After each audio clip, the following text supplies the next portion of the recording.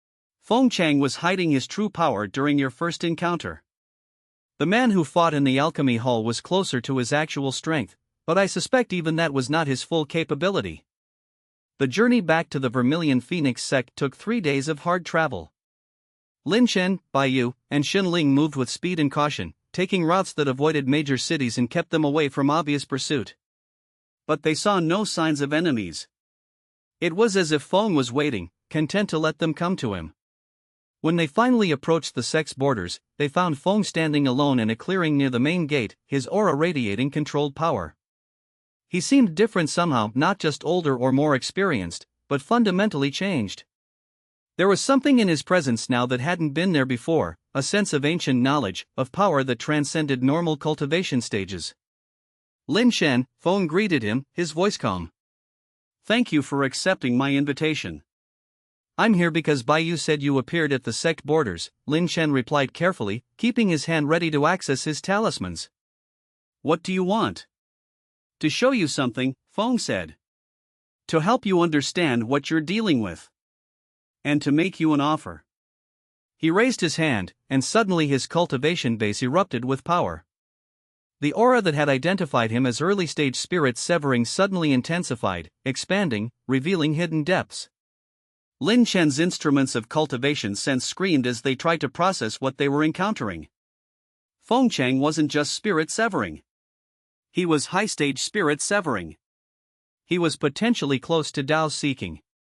The power he had been displaying all along had been a carefully controlled fraction of his true strength. "You see," Feng said, "I have been holding back. Not just from you, but from everyone."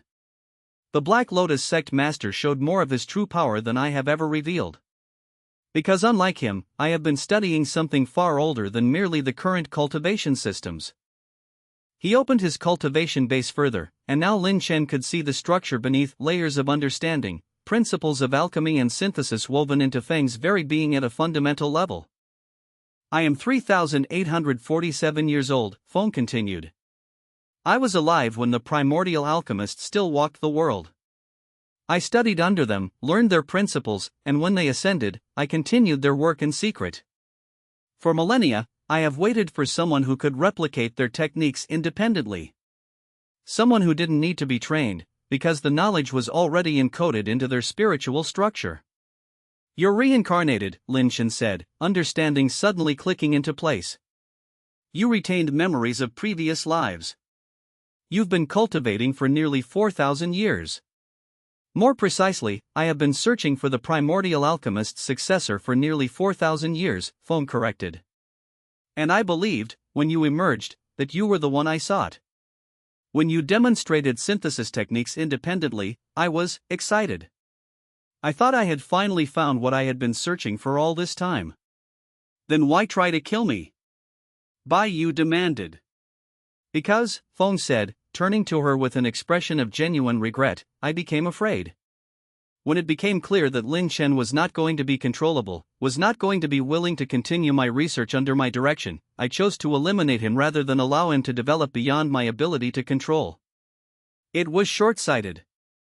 It was fearful. It was, I now realize, the wrong choice." He released more of his power, the aura expanding to its full magnitude, and then, surprisingly, he dropped to one knee before Liang Chen. "I wish to offer you a proposal," Feng said. "My knowledge, accumulated over nearly 4 millennia. My techniques, developed from direct teaching by the primordial alchemists themselves. My resources and my power, all of it placed at your service, if you will have me. Let me serve you as I could not serve anyone else. Let me help you rediscover what the primordial alchemist created and left behind. Let me atone for my attempt to murder you by dedicating the remainder of my life to your ascension." It was, Liang Chen realized, a genuine offer. There was no deception in Feng's aura, no hidden aggression. The man before him had reached a genuine moment of revelation, had understood that his millennia of careful control and manipulation had led him down the wrong path, and was now offering genuine redemption. But accepting such an offer was dangerous. Feng Chang was a cultivator of immense power, and former enemies were not always reliable allies. "Why should I trust you?" Liang Chen asked. "You shouldn't," Feng replied. Not at first. Not until I've proven my sincerity through years of service and sacrifice. But I'm offering nonetheless. And I'm offering because I believe that what you're about to undertake, the recovery of the primordial synthesis art, the reshaping of alchemy itself, requires someone like me. Someone with direct knowledge of the ancient principles. Someone willing to place their vast power and experience at your disposal. Liang Chen looked at Bai Yu, who was radiating wariness but not outright rejection. Then he looked at Xunling, whose expression suggested she was reading Feng's cultivation base and spiritual aura for signs of deception. If I accept, Liang Chen said slowly, you will swear a binding oath? Before cultivators of the Vermilion Phoenix sect, before Xunling of the Azure Cloud sect, before the heavens themselves? I will, Feng said without hesitation. Then I accept. But understand this, Guild Master, this is conditional. If I discover betrayal, if I find that you're working against me in secret, the oath won't be the only thing that breaks. I will break you as well. Completely and irrevocably. I understand, Feng said, and his tone suggested he genuinely did. The oath was administered that evening, with Bai Yu and Xunling as witnesses. Feng's cultivation base was bound by multiple layers of spiritual contracts, oaths that would prevent him from directly or indirectly causing harm to Liang Chen, oaths that would prevent him from attempting to control or manipulate Liang Chen, oaths that would strip his power if broken. It was harsh, but it was necessary. A cultivator of Feng's power and history couldn't be trusted without magical enforcement. Once the oaths were complete, Feng stood and his aura settled into a new configuration, aligned now with Liang Chen rather than opposed to him. The Pill Emperor has been protecting the primordial alchemist's inheritance for 3,000 years, Feng said. But he is not the complete picture. There are other sites, other legacies, other pieces of the puzzle that were scattered when the primordial alchemist transcended to the next realm. I know the locations of several of them. With this knowledge, combined with your synthesis abilities and the Pill Emperor's guidance, you could recover the full synthesis art. How long? Liang Chen asked. How long until I'm ready to attempt what you're describing? Years, perhaps decades, Feng said. The synthesis art is not something that can be learned quickly. It must be integrated into your very being, synthesized with your own existence until you and it become one. It's the work of a lifetime. Then we'd better begin, Liang Chen said.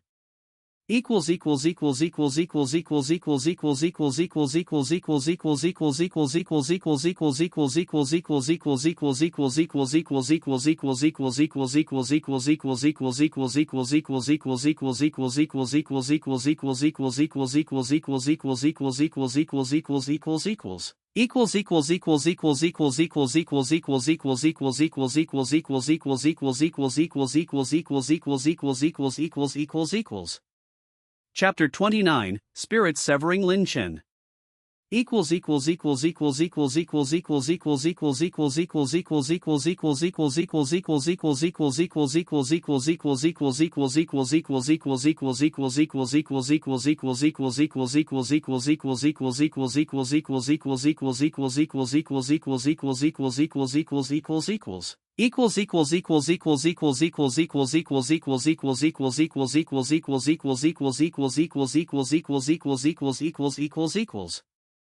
The return journey to the imperial capital took a different route, one that avoided the main roads and kept away from populated areas. Feng traveled with them, his immense power now serving as an additional deterrent against any enemies who might still be considering an attack. But there were no attacks. The message had been sent clearly during the battle in the Alchemy Hall: anyone who directly assaulted Liang Chen would face opposition from powers too great to overcome. The conference itself was officially concluded. The three successful competitors, Liang Chen, Shensu, and Li Mei, had been recognized as the year's exemplary alchemists. But the true significance of the conference had been revealed to be something far greater. It had been a crucible, a testing ground where multiple factions tested their strength and learned what new forces had emerged in the cultivation world. When Liang Chen arrived back at the Celestial Pavilion, the Pill Emperor was waiting for him. And he was not alone. Alongside the ancient alchemist stood a woman whose cultivation base radiated power that made even Feng seem small. She appeared to be in her 60s, but her aura suggested she was far older. Her robes were marked with insignia that identified her as a member of the Immortal Ascension realm, a figure who had transcended even the highest levels most cultivators could reach. Liang Chen, the Pill Emperor, greeted him warmly. I wish you to meet the guardian of the Eastern Celestial Archive. She has come because the recent events have accelerated a timeline that we had hoped to delay. The Eastern Celestial Archive? Liang Chen asked, unfamiliar with the term. A place of knowledge and power, hidden from the common world, the Guardian explained, her voice carrying echoes of ages past. It contains records and artifacts from the age of the primordial alchemist, preserved through the millennia by cultivators sworn to protect them. The archive has long awaited the day when the primordial alchemist's successor would emerge. It appears the day has come sooner than expected. What does that mean? Liang Chen asked. It means, the Pill Emperor said, that the archive is willing to grant you access to certain materials that are normally kept sealed away.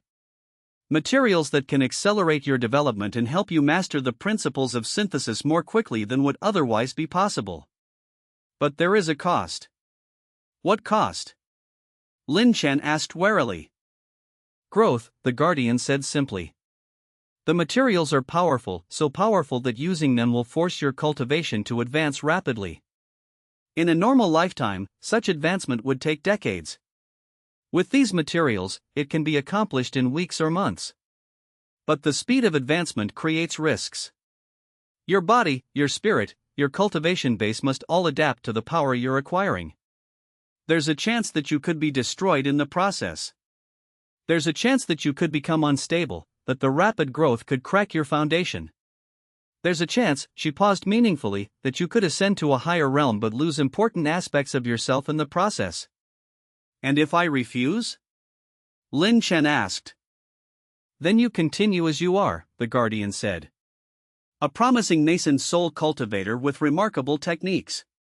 Powerful in your own right, but still far below the level of cultivators like the Black Lotus sect master or the Immortal Ascension experts who are beginning to take notice of your existence. Without rapid advancement, it will take you natural decades to reach spirit severing, and even longer to reach Tao seeking.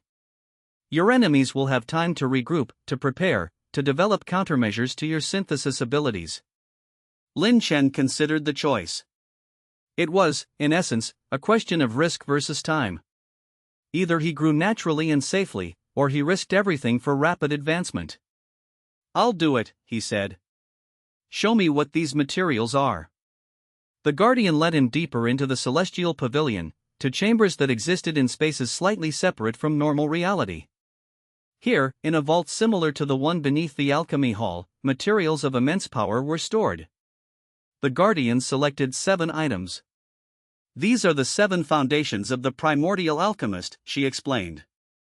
Each is a pill that contains crystallized power, not cultivator power, but something